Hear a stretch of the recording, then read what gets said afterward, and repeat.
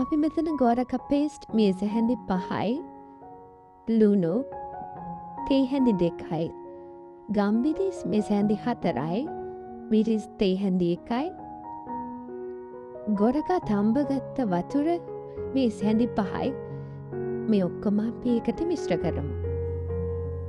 අපි ගෝරක පේස්ට් එක ගෝරක තඹලා අඹරලා හදාගත්තේ ඔයගොල්ලොත් ඒ විදිහට හදාගන්න.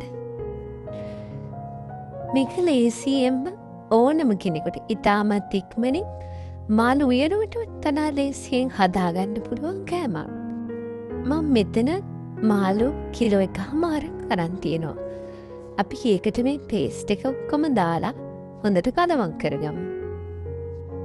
අපි අද මේ හදන්නේ මාතර ක්‍රමයට මාළු යබුල් තියත්. හැබැයි ඒක ගොඩාක් වැඩ නැතුව ඉතාමත් ලේසියෙන් ඔයගොල්ලන්ට ඉතාමත් ඉක්මනින් හදාගන්න පුළුවන්. ඔයයන් අලුත් කෙනෙක්ට උනත් ඉතාමත් ලේසියෙන් මේක හදාගන්න පුළුවන්. දැන් අපි හොඳට හොදලා බේරලා ගත්ත අපේ ඇතිරිය ලෑස්ති කරගමු. මම ඒකට දානවා කරපිං චෛත්‍ය කීපයක්.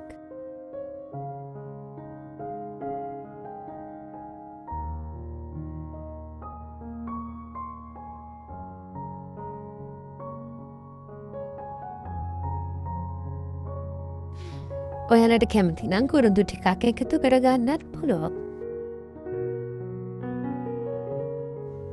අපි දැන් මාළු ටික අතුර ගමු.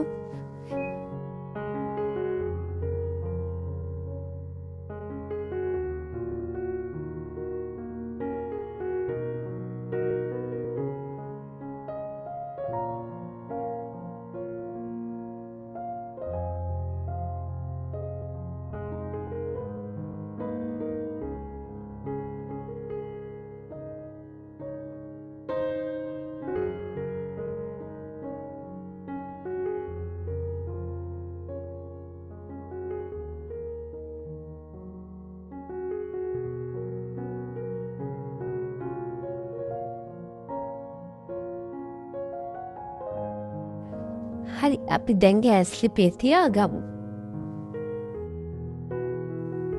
මේ විනාඩි 20කට විතර පස්සේ අපි මාළු යබුල් තියල් එක හොඳට වතුර හිඳනකන් තියන්න ඕනේ. හිඳුනට පස්සේ ඔවුන ලිප ඔෆ් කරලා වහලා තියන්න. මේ අපි උයා ගත්තට පස්සේ ඔයාලා අපේ වීඩියෝ එකට කැමති නම් ලයික් එකක් දාන්න.